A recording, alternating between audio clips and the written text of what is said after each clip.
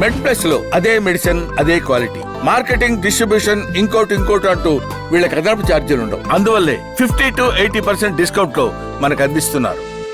Kidney పాడైందంటే dialysis చేయాలి, లేదా kidney transplant అనేది వేరే ఆప్షన్ ఉంది యాక్చువల్గా. సో అంటే ఇప్పుడు మనం సాధారణంగా ఇప్పుడు ఇక్కడ చూసుకుంటే ఆల్మోస్ట్ ఒక 16,000 కిడ్నీ ట్రాన్స్ప్లాంట్ జరుగుతున్నాయి ఏడాదికి. బట్ అవసరం ఉన్న వాళ్ళు 2 లక్షల మంది అట్లా ఉంటున్నారు. సో ఈ నెంబర్ పైలప్ అవుతుంది. మనం ఎప్పటికీ చేయలేం యాక్చువల్గా కిడ్నీ ట్రాన్స్ప్లాంట్లు అందరికీ చేయలేం. So quality dialysis versus kidney transplant, దీన్ని పోల్స్ అండి. Which is good for whom. So దీని మీద కొద్దిగా అవగాహన కల్పించారు. ఎప్పుడైనా సరే gold standard is considered be transplant, okay, kidney transplant. కానీ కిడ్నీ ట్రాన్స్ప్లాంట్ అందరికీ సూటబుల్లా లేదా అన్నది ఫస్ట్ క్వశ్చన్. ఓకే, ఈ ట్రాన్స్ప్లాంట్ చేస్తున్నాము అంటే మనము ఆ పర్టికులర్ పేషెంట్ ఎవరైతే ఉన్నారో వాళ్ళు సర్జరీకి సూటబుల్గా ఉండాలి. తర్వాత మనం వాడే రకరకాల మందులు ఏవైతే ఉన్నాయో వాటిని తీసుకోవడానికి సూటబుల్గా ఉండాలి. కాంప్లికేషన్ రిస్క్ తక్కువ ఉండాలి.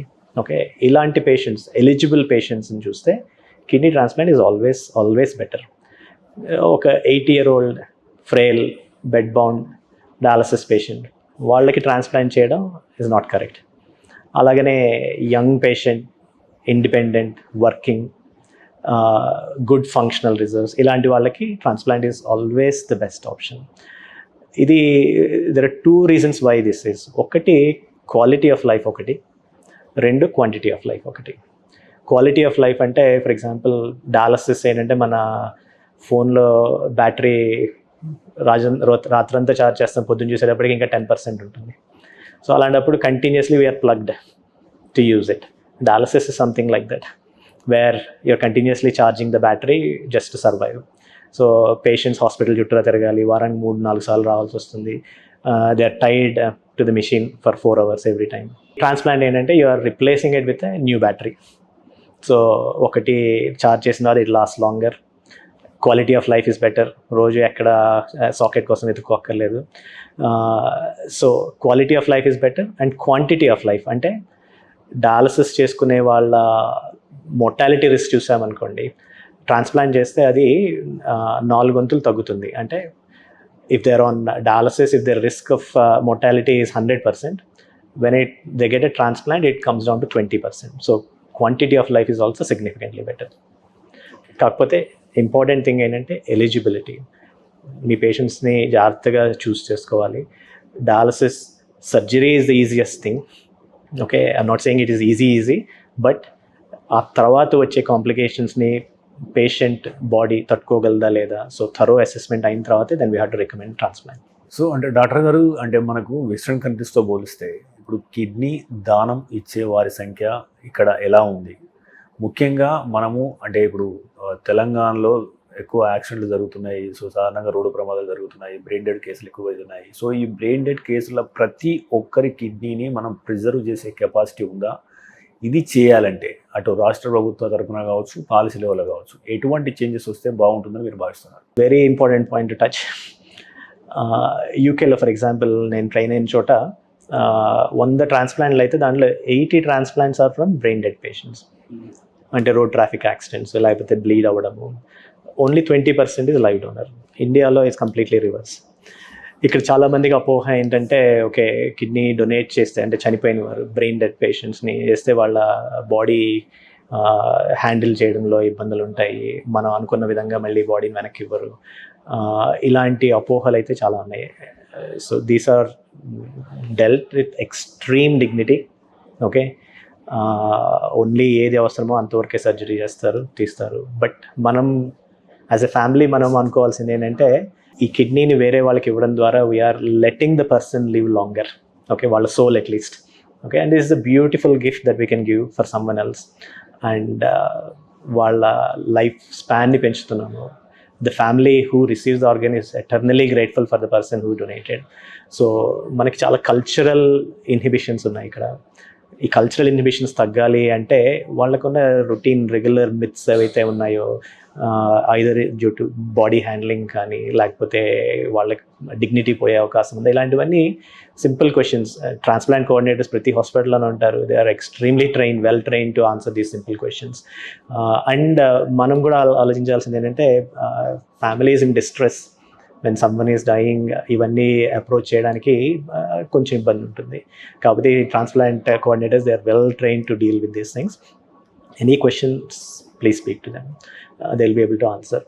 ఇంకొకటి, కొన్ని కంట్రీస్లో, వెస్టర్న్ కంట్రీస్లో ఆప్ట్ అవుట్ అన్న ఒక మెథడ్ పెట్టారు. ఏంటంటే unless you intentionally opt out of organ registry, okay, you are considered to be an automatic donor. Okay, so దానివల్ల కొన్ని ప్రోస్ ఉన్నాయి, కొన్ని కాన్స్ ఉన్నాయి. బట్ అలాంటి సిస్టమ్ ఇండియాలో ఇంప్లిమెంట్ చేస్తే ఈ ఆర్గన్ డొనేషన్ అనేది కొంచెం పెరిగే అవకాశం ఉంటుంది. కానీ గవర్నమెంట్ పరంగా చేయాల్సిన, అంటే Jeevandan is doing a fantastic job. Doctor Bhushan Raj ఉన్నారు, ఇంతకుముందు డాక్టర్ స్వర్ణలత ఉన్నారు. ది అవేర్నెస్ అయితే ఏదైతే ఉందో చాలా ఎక్కువ ఉంది. I mean across India we should feel proud that Telangana is doing most number of cadaveric transplants. ఈ అవేర్నెస్ ఇంప్రూవ్ చేయడం అనేది చాలా పర్టినెంట్ థింగ్. ఇది త్రూ సోషల్ మీడియా అని అవ్వచ్చు, టీవీ అవ్వచ్చు, లేకపోతే ఫిజికల్గా పేషెంట్స్ వచ్చినప్పుడు వాళ్ళతో మాట్లాడడము, ఇలాంటివన్నీ they will improve the donation scores. Doctor గారు, అంటే ఇప్పుడు ఒక యువకుడు, సో నేను బ్రెయిన్ డెడ్ అయిన సందర్భంలో కానీ, సో నా అవయవం నాకు పనికిరాని సందర్భంలో కానీ, మృత్యుకు దగ్గరైన సందర్భంలో కానీ నా అవయవాన్ని ఎవరైనా వాడుకోవచ్చు అని చెప్పేసి చేయాలనుకున్నప్పుడు, సో మనం జస్ట్ అవేర్నెస్ ఇచ్చే ప్రయత్నం చేద్దాం. దట్ ఈజ్ అంటే చాలా మంచి కార్యక్రమం. సో మీరు ప్రతి ఒక్కరూ ఇట్లా రిజిస్టర్ కండి. సో దీనివల్ల మీ వాళ్ళకో ఎవరికో ఉపయోగం ఉంటుంది as a human being. So సేవా పరమో ధర్మ అన్నట్టు. సో చెప్పండి, అంటే వాట్ ఈజ్, అంటే ఏం చేయాలి, ప్రాసెస్ ఎట్లా ఉంటుంది? ఐ థింక్ చాలాసార్లు అంత బాగానే ఉన్నప్పుడు ఇలాంటివి అసలు డిస్కస్ కూడా చేయం ఫ్యామిలీలో. ఓకే, ఎప్పుడైతే మనకి అవేర్నెస్ ఉందో ఫ్యామిలీ వాళ్ళకి చెప్తే, ఒక్కసారి ఈవెన్ రాత్రి కూడా డిన్నర్ అప్పుడు, సో వెన్ ఇలాంటిది ఏమన్నా అయితే నా కిడ్నీ డొనేట్ చేయండి, లేకపోతే నా ఆర్గన్ డొనేట్ చేయండి, అవన్నీ మెథాడికల్గా బిల్లో రాయడమో లేకపోతే లీగల్గా రాయడమో కాకపోయినా అట్లీస్ట్ ఫ్యామిలీకి ఇండికేట్ చేసామనుకోండి, వాళ్ళు ఆ సిచ్యువేషన్లో వచ్చినప్పుడు ఈ డెసిషన్స్ చాలా ఈజీ అవుతాయి. సో అలాగని అందరూ రోజు ఇదే డిస్కస్ చేయాలని కాదు, బట్ మన ఇంక్లినేషన్ ఏంటి అన్నది ఫ్యామిలీకి చెప్పడం is helpful. So that hopefully not, but అలాంటి సిచ్యువేషన్ వస్తే ఓకే, ఈ డిస్కషన్ మనకి ఇంతకు ముందు అయింది, this is what that particular person may want to do. So వాళ్ళ ప్రాసెస్, ఈ గ్రీవింగ్ ప్రాసెస్లో కూడా కొంచెం ఇవి ఈజీ అవుతాయి ఫ్యామిలీకి. అలాగనే ఈ సోషల్ అవేర్నెస్ స్కామ్స్ కానీ వీటిలో ఫెమిలియర్ పీపుల్ ఆర్ ఆల్రెడీ ఇంతకుముందు డొనేట్ చేసిన లైవ్ డోనర్స్, చాలా మిత్స్ ఉంటాయి. అంటే ఇవ్వడం వల్ల ఏమవుతుంది, ఇలాంటివి we can let other people, అంటే డొనేట్ చేసిన వాళ్ళు ఎంత హ్యాపీగా ఉన్నారు అన్నది ఫ్యామిలీస్కి డిస్క్రైబ్ చేయడం చేస్తే అట్లీస్ట్ మనశ్శాంతి కానీ ఏదైనా ఉందో it will give them a closure. So అలాంటివి చేసుకుంటే బెటర్ అన్నది. ఇప్పుడు ఎక్కువ Tier 2, Tier 3 సిటీస్లో యాక్సిడెంట్ అయింది, అతనికి బ్రెయిన్ డెడ్ అయ్యింది. సో అతన్ని Tier 3లో ఒక హాస్పిటల్ తీసుకుపోయారు. అతని కిడ్నీ తీసి ప్రిజర్వ్ చేసి సంబంధిత ఎవరికైతే కావాలో, లేదా అసొంటి మనకు ఆ చైన్ సిస్టమ్, ఆ సిస్టమ్ అనేది ఉందా, దాన్ని డెవలప్ చేయాలంటే ఏం చేయాలి? So already Jeevandan is doing a very good job in this. So ఎప్పుడైతే ఒక డోనర్ ఉన్నారు అని మనకి ఇండికేషన్ వస్తుందో, ఫస్ట్ అక్కడ లోకల్ ట్రాన్స్ప్లాంట్ కోఆర్డినేటర్స్ ముందు ఫ్యామిలీతో మాట్లాడతారు. ఫ్యామిలీ కన్సెంట్ ఇచ్చిన తర్వాత there are certain things local hospital చేయాల్సినవి. ఏంటి అంటే బ్రెయిన్ డెత్ని డిక్లేర్ చేయాలి. బ్రెయిన్ డెత్ డిక్లేర్ చేయడానికి ఇట్ టేక్స్ ఫస్ట్ ఒక టెస్ట్, యాప్నియా టెస్ట్ అంటారు. అది అయిపోయిన తర్వాత 24 hours తర్వాత సెకండ్ యాప్నియా టెస్ట్. ఈ రెండు అయిన తర్వాతే someone is declared as brain dead. Brain dead అయిన తర్వాత కూడా మనము కిడ్నీకి వెళ్ళాల్సిన ఆక్సిజన్, బ్లడ్ ప్రెషర్ ఇవన్నీ కూడా మెయింటైన్ చేస్తుండాలి. సో అంటే ప్రిజర్వ్ చేయడం అనమాట. ఓకే, వన్స్ ఈ బ్రెయిన్ డెడ్ డోనర్ ఉన్నారు అని తెలిసిన వెంటనే జీవన్దాన్కి కాల్ వెళ్తుంది. జీవన్దాన్లో ఏమవుతుందంటే they have a list of suitable recipients. ప్రతి రెసిపియంట్కి ఒక స్కోర్ ఉంటుంది అనమాట. స్కోర్ బేస్డ్ ఆన్ ఎన్నేళ్ళు డయాలసిస్ మీద ఉన్నారు, వాళ్ళ వాస్కులర్ యాక్సెస్ ఎలా ఉంది, ఈ రకరకాల స్కోరింగ్ సిస్టమ్స్ ద్వారా వాళ్ళకి ర్యాంకింగ్ ఇస్తారనమాట. ఫస్ట్ బ్లడ్ గ్రూప్ చూస్తారు, సేమ్ బ్లడ్ గ్రూప్ ఉన్న వాళ్ళని తీసుకుంటారు. దాంట్లో హైయెస్ట్ స్కోర్ ఎవరికి ఉంది వాళ్ళకి ఈ కిడ్నీని ఆఫర్ చేయడం అవుతుంది. రిసిపియంట్ ఉన్నారు సూటబుల్, ఆ లోపల ఈ ట్రాన్స్ప్లాంట్ సర్జన్స్ ఎవరైతే ఉన్నారో వాళ్ళు వెళ్ళి ఈ కిడ్నీని హార్వెస్ట్ చేస్తారు. చేసి కొన్ని రకాల పద్ధతుల ద్వారా దాంట్లో ఉన్న బ్లడ్ని బయటికి పంపించి దాన్ని ప్రిజర్వ్ చేస్తారు, ఐస్లో ప్రిజర్వ్ చేస్తారు. ఐడియల్ టైం ఏంటి అంటే వితిన్ 6 hours ట్రాన్స్ప్లాంట్ చేయడం ఈజ్ ఆల్వేస్ బెటర్. ఆ కిడ్నీ పనితీరు బెటర్గా ఉంటుంది. కొన్నిసార్లు 12 గంటలు లేకపోతే 24 గంటల వరకు చేసిన సందర్భాలు కూడా ఉన్నాయి. ఆ 24 గంటల పాటు కిడ్నీ ఐస్లో ఉంటుంది. ఎప్పుడైతే ఐస్లో ఉందో దానికి రావాల్సిన రక్త ప్రసరణ ఉండదు, తర్వాత కావాల్సిన ఆక్సిజన్ ఉండదు. సో దానివల్ల కిడ్నీ పనితీరు కొంచెం స్లోగా రికవర్ అవుతుంది అనమాట. అంటే ట్రాన్స్ప్లాంట్ అయిన తర్వాత కూడా మామూలుగా వితిన్ లైవ్ డోనర్ అనుకోండి, వితిన్ 30 minutes ట్రాన్స్ప్లాంట్ చేసేస్తారు బయటికి తీసిన తర్వాత. ఇది బయట ఐస్లో ఉండడం వల్ల ఒక్కొక్కసారి 2 వారాలు 3 వారాలు పడుతుంది అది రికవర్ అవ్వడానికి. బట్ అవుట్కమ్ డేటా చూస్తే ఎవరికైతే ఎంత తక్కువ టైంలో మనం ట్రాన్స్ప్లాంట్ చేయగలిగామో వాళ్ళకి బెటర్ అవుట్కమ్స్ ఉంటాయి. సో రైట్ నో అంటే ఎవరికైనా కిడ్నీ ట్రాన్స్ప్లాంట్ చేయాలని జీవనాల్లో రిజిస్టర్ చేసుకున్నారనుకుందాం రోగి, సో అతనికి యావరేజ్గా ఎంత టైం పట్టవచ్చు కిడ్నీ దొరకాలంటే రైట్ నో ఎట్లా ఉంది? సో ఇది రకరకాల ఫ్యాక్టర్స్ మీద ఆధారపడి ఉంటుంది. రిజిస్టర్ ఎప్పుడు చేసుకున్నారు అంటే డయాలసిస్ స్టార్ట్ అయిన 3 నెలల నుంచి రిజిస్టర్ చేసుకోవచ్చు. కొంతమంది రకరకాల కారణాల వల్ల 5-6 ఏళ్ళ వరకు రిజిస్టర్ చేసుకోరు. అలాంటప్పుడు రిజిస్టర్ చేసుకున్న వెంటనే వచ్చే అవకాశం ఉంటుంది. లేదు కొంతమంది ఎర్లీ ఆన్ రిజిస్టర్ చేసుకుంటారు, depending on blood group. Okay, depending on the organ availability anywhere between 1 to 3 years పట్టే అవకాశం ఉంటుంది. అదొక్కటే ఫ్యాక్టర్ కాదు, వెరీ ఇంపార్టెంట్ సెన్సిటైజేషన్ హిస్టరీ అంటారు. అంటే ఇంతకుముందు వాళ్ళకి ఎన్ని బ్లడ్ ట్రాన్స్ఫ్యూషన్స్ అయినాయి, ప్రెగ్నెన్సీ అయిందా లేదా, ఇంతకుముందు కిడ్నీ ట్రాన్స్ప్లాంట్ అయిందా లేదా, ఇలాంటి అన్ని ఫ్యాక్టర్స్ వల్ల ఒక పర్టికులర్ కిడ్నీ వాళ్ళకి సూటబుల్లా కాదా అన్నది డిసైడ్ చేయడం అవుతుంది. సో ఆర్గన్ అవైలబుల్ ఉంది అన్నా కూడా కొన్ని టెస్ట్లో ఫెయిల్ అయ్యే అవకాశం ఉంటుంది. అలాంటి వాళ్ళు వెంటనే అవ్వకపోవచ్చు. సో డాక్టర్ గారు అంటే మనకు సాధారణంగా తండ్రికి బాగాలేకపోతే కూతురు కిడ్నీ ఇవ్వడం అనేది సర్వసాధారణం, లేదా కొడుకు ఇవ్వడం సర్వసాధారణం. సో సాధారణంగా అంటే ఇప్పుడు మనం ఈ అపోహను కూడా దూరం చేద్దాము. అంటే సింగిల్ కిడ్నీతో బతుకుతున్న వాళ్ళ లైఫ్ ఎక్స్పెక్టెన్సీ కానీ వాళ్ళ ఆరోగ్య జీవన శైలి కానీ ఏమైనా దెబ్బతిన్నదా? సో కిడ్నీ ఇవ్వడం వల్ల ఏమైనా అంటే లాభ నష్టాల గురించి బేరీజ్ వేయండి, ఒక అవగాహన కల్పించే ప్రయత్నం చేయండి. సో ఇది వెరీ రొటీన్లీ ఆస్క్ క్వశ్చన్. ఈ కిడ్నీ డోనర్స్కి వచ్చే ఇబ్బంది ఏంటి, వాళ్ళ లైఫ్ ఎలా ఉంటుంది, వాళ్ళకి ముందు ఇబ్బందులు ఏమన్నా ఉంటాయి అన్నది. యాక్చువల్లీ స్టాటిస్టిక్స్ ప్రకారం చూస్తే ఎవరైతే కిడ్నీ డొనేట్ చేస్తారో జనరల్ పాపులేషన్తో కంపేర్ చేస్తే they live longer. Okay, so people ఎందుకు అలా అవుతుందని ఆలోచించారు. ఎందుకంటే ఈ డోనర్స్ ఎవరైతే ఉన్నారో కిడ్నీ తీసుకునే ముందు we do every test possible to confirm they are suitable to donate. So we are already selecting them based on their good health. Okay, so first అపోహ వీళ్ళు రెగ్యులర్ పాపులేషన్తో కంపేర్ చేస్తే తక్కువ బతుకుతారా? లేదు, they live actually better longer than general population. And ఎప్పుడైతే kidney donate చేశారో వాళ్ళకి generally awareness పెరుగుతుంది. So they think okay I have to be very healthy. Okay, diabetes రాకూడదు, బ్లడ్ ప్రెషర్ రాకూడదు అని చెప్పారు. So what can I do about it? Salt తగ్గిస్తారు, exercise చేస్తారు, వెయిట్ పెరగరు. ఇవన్నీ కూడా పాజిటివ్ రీఇన్ఫోర్స్మెంట్ అనమాట. అలా కాకుండా వాళ్ళకి ముందు చెప్తారు డిశ్చార్జ్ అయిన తర్వాత మీరు ఎవ్రీ ఇయర్ మీరు బ్లడ్ టెస్టులు చేయించుకోవాలి, ఫాలోఅప్కి రావాలి. So that is another filter for us. ఏమన్నా ముందుగా ఉంటే ముందుగానే పసిగట్టే అవకాశం ఉంటుంది. సో ఈ విధంగా చూసుకుంటే యాక్చువల్లీ కిడ్నీ డోనర్స్కి వచ్చిన నష్టం చాలా చాలా తక్కువ, అంత ఇబ్బందులు ఏమీ ఉండవు.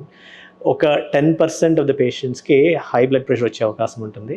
కానీ ఎవ్రీ యాన్యువల్ చెకప్స్లో వీటిలో ఎర్లీగా పికప్ చేసి వాటికి కావాల్సిన ట్రీట్మెంట్ స్టార్ట్ చేయడం వల్ల ఆ రిస్క్ కూడా చాలా తక్కువ ఉంటుంది.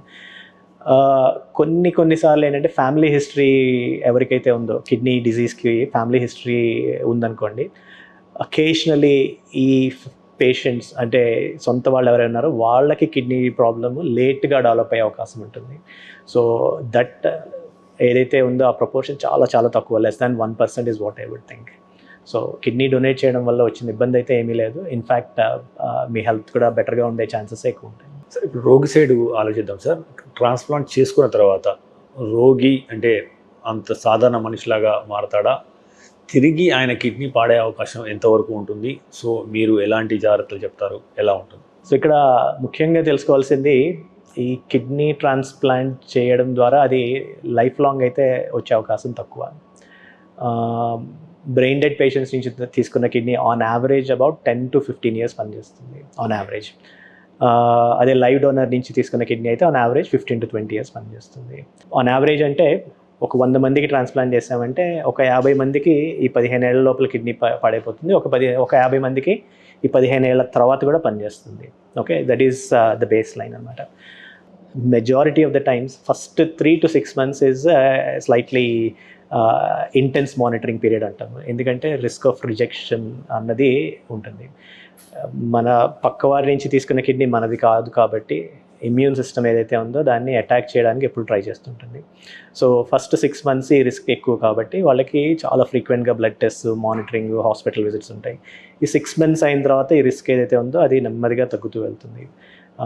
ఆన్ యావరేజ్ స్టాటిస్టిక్స్ చూస్తే ఎట్ 1 year 100 కిడ్నీ ట్రాన్స్ప్లాంట్స్లో 98 of them will work on average.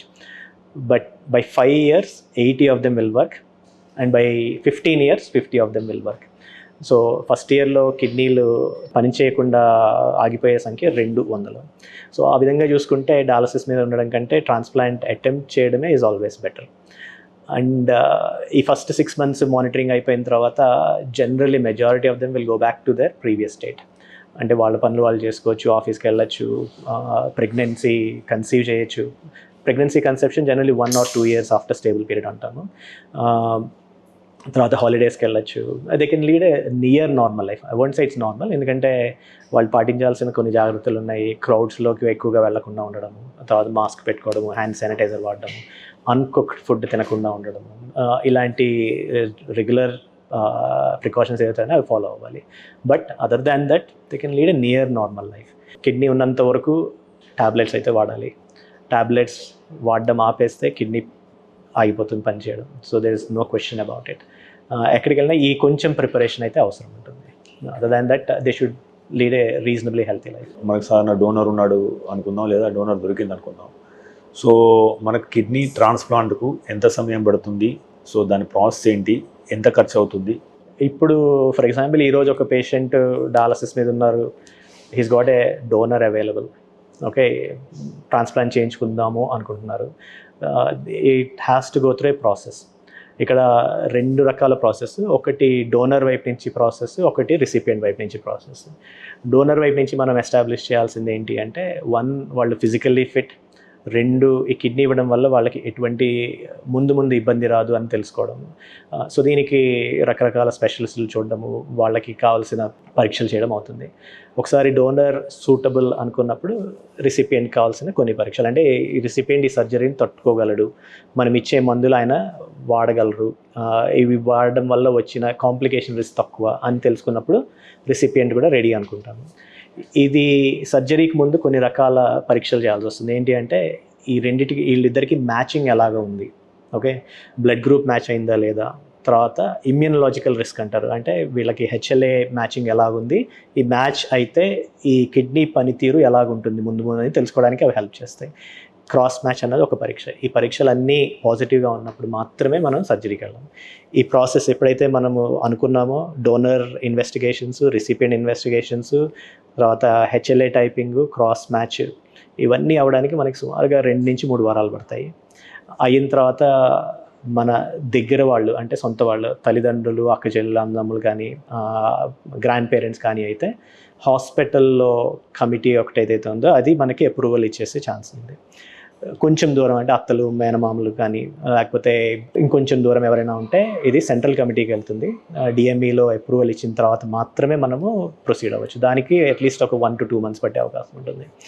ఒక్కసారి అప్రూవల్స్ అన్నీ వచ్చేసి recipient suitable, donor suitable and immunological workup అంతా బాగానే ఉంది అంటే we can proceed for transplant. ఈ ట్రాన్స్ప్లాంట్ ప్రక్రియ ఎలా ఉంటుందంటే, ముందు డోనర్ని థియేటర్లోకి తీసుకుంటారు. థియేటర్లో తీసుకొని ఇప్పుడు most of the times laparoscopy ద్వారా చేస్తారు, అంటే కీహోల్ సర్జరీ ద్వారా. సో రికవరీ డోనర్కి ఏదైతే ఉందో చాలా తొందరగా ఉంటుంది. 3-4 daysలో we can even discharge them. Donor surgery start అయిన సగంలో దెన్ రిసిపియంట్ ప్రాసెస్ స్టార్ట్ చేస్తారు. రిసిపియంట్కి సర్జరీ చేసి బెడ్ అంటారు, బెడ్ని క్రియేట్ చేసి యాజ్ సూన్ యాజ్ ఇక్కడ బెడ్ క్రియేట్ అయిన వెంటనే దెన్ కిడ్నీని బయటికి తీసుకొచ్చి దాన్ని బ్యాక్ బెంచ్ అంటారు, అక్కడ ఉన్న లోపల బ్లడ్ని తీసేసి దాన్ని ఫ్లూయిడ్తో వాష్ చేసి దెన్ రెసిపియంట్కి ట్రాన్స్ప్లాంట్ చేస్తారు. సో మొత్తం ఈ ట్రాన్స్ప్లాంటేషన్లో ముఖ్యంగా 3 రకాల అతుకులు ఉంటాయి. ఒకటి కిడ్నీకి బ్లడ్ తీసుకెళ్లేది ఆర్టరీ అంటారు, ఇంకొకటి ప్రాసెస్ అయిపోయిన బ్లడ్ని వెనక్కి తీసుకెళ్లే వెయిన్, తర్వాత యూరిన్ ప్రొడ్యూస్ చేసే యూరెటర్ ఏదైతే ఉందో దాన్ని బ్లాడర్ కనెక్ట్ చేస్తారు. ఈ 3 అతుకులు మొత్తం సుమారుగా ఒక 3 hours అలాగే టైం పడుతుంది. అయిన వెంటనే పేషెంట్ని ఐసీయూకి షిఫ్ట్ చేసి మానిటరింగ్ చేసుకుంటాము. జనరలీ ఒక 2-3 days ఉండాల్సి వస్తుంది ఐసీయూలో. ఆ తర్వాత ఒక 4-5 days తర్వాత డిశ్చార్జ్ చేయడం అవుతుంది, అంత పర్ఫెక్ట్గా అయితే. కొన్ని కాంప్లికేషన్స్ ఉండే అవకాశం ఉంటుంది, వాటిని రెగ్యులర్గా మానిటర్ చేసి ఎప్పటికప్పుడు డెసిషన్స్ తీసుకొని ఫార్వర్డ్ అవుతాం అన్నమాట మనకి. సో అంటే ఎక్స్పెండిచర్ రేంజ్ ఎంత ఉంటుంది సార్ సాధారణంగా? సో డిపెండ్స్ ఆన్ ఎక్కడ చేయించుకుంటున్నాం అన్న దాన్ని బట్టి, తర్వాత ఎన్ని రకాల పరీక్షలు చేయించుకోవాల్సి వచ్చిన దాన్ని బట్టి ఉంటుంది. ప్రీ ట్రాన్స్ప్లాంట్ వర్కప్ ఏదైతే ఉందో అది సుమారుగా 1,00,000 నుంచి 1,50,000 వరకు అయ్యే అవకాశం ఉంటుంది. కానీ కొంతమందికి కొన్ని రకాల అడ్వాన్స్డ్ టెస్టులు చేయాల్సి వస్తుంది. ఎందుకంటే మన ఈ టెస్ట్ల పర్పస్ ఏమిటి అంటే ఈ కిడ్నీ ట్రాన్స్ప్లాంట్ చేసిన తర్వాత పని చేస్తుంది అన్న కాన్ఫిడెన్స్ ఇవ్వడానికి. ఎవరికైతే సెన్సిటైజేషన్ హిస్టరీ అంటారు, అంటే ప్రీవియస్ బ్లడ్ ట్రాన్స్ఫ్యూషన్స్ కానీ, ప్రీవియస్ ప్రెగ్నెన్సీస్ కానీ, అంటే ఎస్పెషల్ ముఖ్యంగా ఆడవాళ్ళకి, ఇంతకుముందు ఎప్పుడైనా ట్రాన్స్ప్లాంట్ అయినా మన బాడీ ఏం చేస్తుందంటే కొన్ని రకాల యాంటీబాడీస్ అంటారు, ప్రోటీన్స్ని ప్రొడ్యూస్ చేస్తుంది. ఈ కొత్త కిడ్నీని చూడగానే అది వెంటనే వెళ్ళి అటాక్ చేస్తుంది. అలాంటి ఇబ్బందులు ఉన్నాయా లేదా అని తెలుసుకోవడానికి కొన్నిసార్లు అడ్వాన్స్డ్ టెస్టులు చేయాల్సి వస్తుంది. ఇవి ఒక్కొక్కసారి కొంచెం ఖరీదుగానే ఉంటాయి. సుమారుగా ఈ టెస్టింగ్ ప్రాసెస్ ఒక్కొక్కసారి 75,000 to 1 lakh అయ్యే అవకాశం ఉంటుంది. ఎవరికి అలాంటి హిస్టరీ లేదు, సెన్సిటైజేషన్ హిస్టరీ లేకపోతే ఇది చాలా తక్కువ అయ్యే అవకాశం ఉంటుంది. అది ఫస్ట్ ఎలిమెంట్, అంటే pre transplant surgery depending on a ప్లేస్లో చేయించుకుంటున్నామో ఇట్ కెన్ ఎనీవేర్, అంటే డోనర్కి రిసిపియంట్కి కలిపి ఎనీవేర్ బిట్వీన్ 8.5 to 10 lakhs వరకు అవుతుంది. అది కాకుండా కొన్నిసార్లు ఇండక్షన్ థెరపీ అని ఇస్తాము. ఇదేంటంటే ఈ రిజెక్షన్ రిస్క్ని తగ్గించడానికి ఇచ్చేసే ఇంజెక్షన్, అది 1.5 to 2 lakhs అయ్యే అవకాశం ఉంటుంది. So overall this is the సుమారుగా అయ్యే ఖర్చు. దీంట్లో చాలా వేరియేషన్స్ ఉంటాయి. స్ట్రైట్ ఫార్వర్డ్ సర్జరీస్ ఒకలా ఉంటాయి, ఏమైనా కాంప్లికేషన్స్ వస్తే ఇంకా అడిషనల్గా అయ్యే అవకాశం. So these are the things.